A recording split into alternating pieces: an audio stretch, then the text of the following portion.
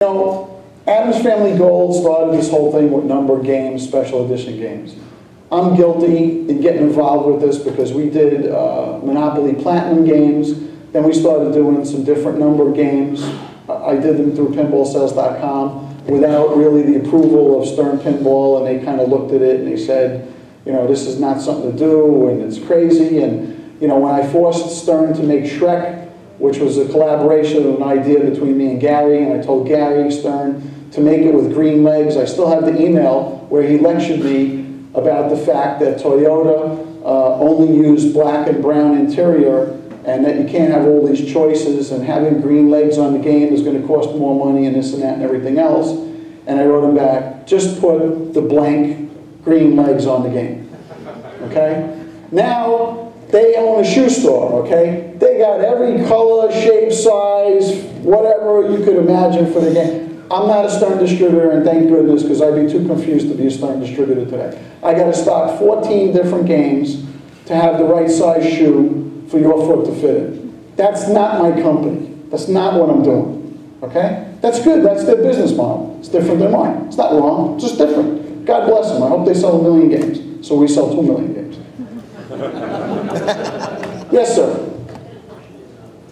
Are you concerned that prices keep going up so quick where the operators are sort of killed off and the ROI and just are left?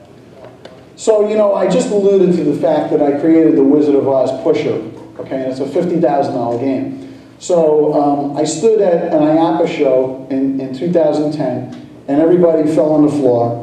And I told everybody, it doesn't matter what the game costs, it matters what the game makes. And I wrote articles about it and everything like that, because when I operate and I go look at a new game, the question I ask is, what kind of money is it doing? And you know, the distributor or manufacturer say, well, it's doing, you know, $1,000 a week on the moon. You know, well, how many do you want? Well, give me the one that's on the moon then, okay? Because it's not going to do that for me. Give me what reality is.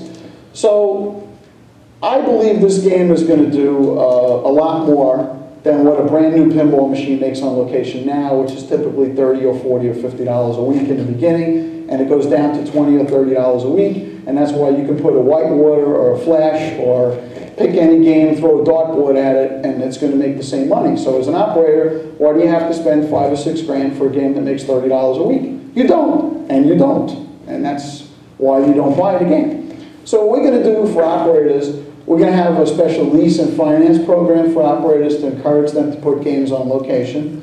We're going to put a bill acceptor on your game for free.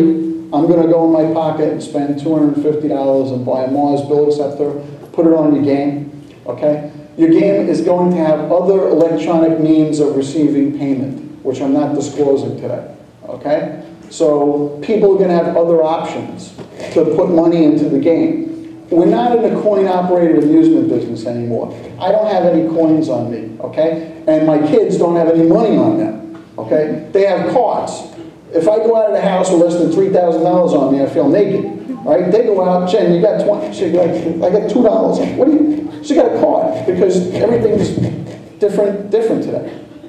So getting the money into your game when you get it is going to be easy, because when people see the game, they're going to lose their mind. And they're going to have to play the game. And then when they play the game, they're going to have to play the game again. And because it's going to be fun. That's the key.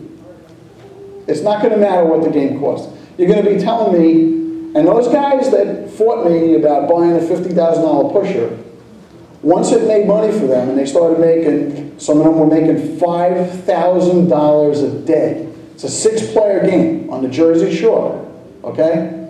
We were flying them in from Europe for $6,000 air freight to get them into their locations, just so they had the game. So it didn't matter anymore. You're not allowed to follow up question. Yes? We're not interested in that. We don't care. Stay on, you know, if you're going to play $1 to play the game, it's not a quick coin redemption game where you go like this with a crane for $1 and it's done with. You want to get value for your money, you know. A lot of times I buy something for $10 and I think I got ripped off, and I buy something for $10,000 and I'm thrilled with it. So it's all perceived value. So the perceived value of your gameplay, it's got to be there, and that's what's being built into the game too. All right? I didn't even show anything. I better, yes? The playfield issue, is it an issue with the remaining living munchkins, or is it an issue with corn? Is this a legal question? No. And the munchkin with Jerry Seinfeld is an actor. That's not really one of the munchkins in that commercial. No, it's got to do with doing something they want to do, and we want to do what we want to do. So, you know, when a movable force meets an immovable object, something's got to happen sooner or later. So we'll see what happens. But in any event, it's not going to deter what we're going to do. We got plan A, plan B, plan C, you know. Greg just keeps drawing. He doesn't care. Yes? As a player, other than the Wizard of Oz, what is your favorite game? So I was asked this question this morning, so I'll just tell you what's at my house. So I have a Cyclone that I love. I have a Buckaroo that I love. I have a Rocky and Bullwinkle. I have an Austin Powers. I have a Simpsons. I have a Family Guy, which is a great game. I have a Wizard. I have a Captain Fantastic. I have a Star Trek 25th anniversary. I have